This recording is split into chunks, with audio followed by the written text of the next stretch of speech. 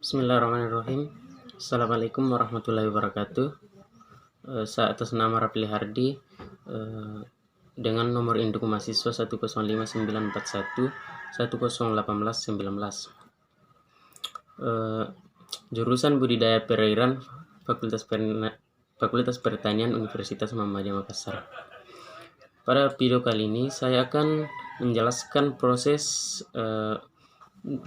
siklus nitrogen pada mata kuliah biologi laut. Langsung saja, proses siklus nitrogen.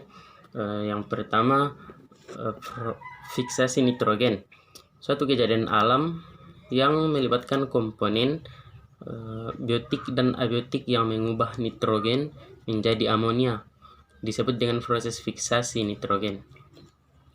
Kemudian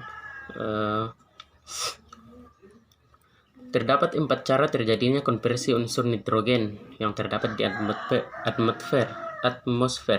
Seperti yang pertama, fiksasi biologis, yaitu berbagai jenis bakteri simbiotis serta berbagai jenis bakteri yang dapat hidup bebas.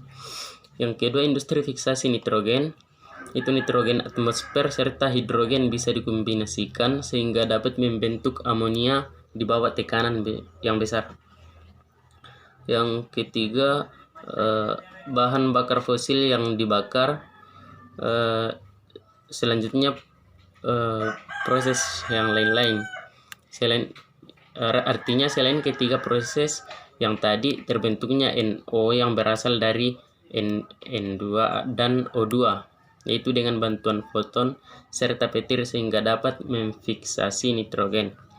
Yang kedua, asimilasi. Melalui absorpsi akar, tanaman akan memperoleh nitrogen dari tanah dalam bentuk ion amonium maupun ion nitrat.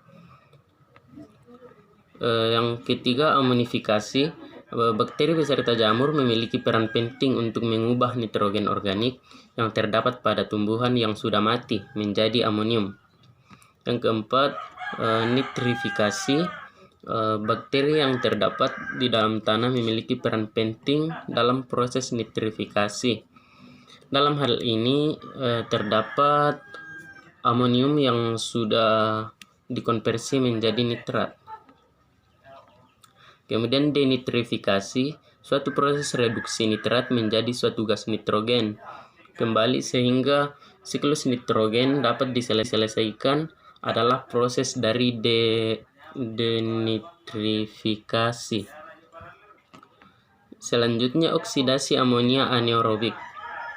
Secara biologis, amonium dengan nitrat dikonversi secara langsung untuk membentuk elemen nitrogen. Proses tersebut dapat membentuk berbagai macam dari jenis konversi nitrogen yang unsurnya juga terdapat di lautan. Selanjutnya, tahapan dari siklus fosfor itu sendiri, yaitu yang pertama, seiring dengan waktu yang terus berjalan, hujan serta terjadinya pelapukan bisa mengakibatkan batuan mengeluarkan ion fosfat serta mineral lainnya, yang kemudian fosfat anorganik tersebut selanjutnya akan diedarkan di air serta tanah.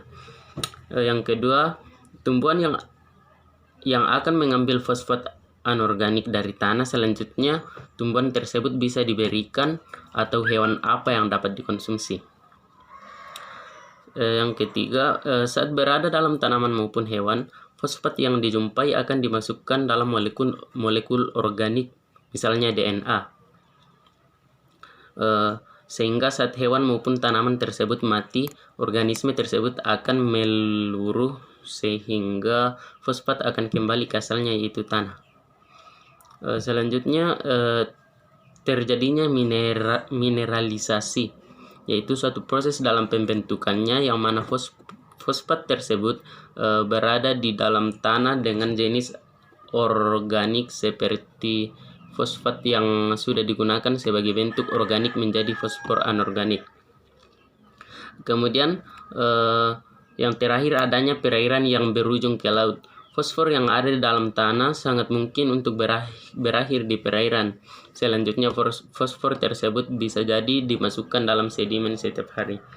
Terima kasih. Mungkin ini penjelasan mengenai siklus fosfor dan siklus nitrogen.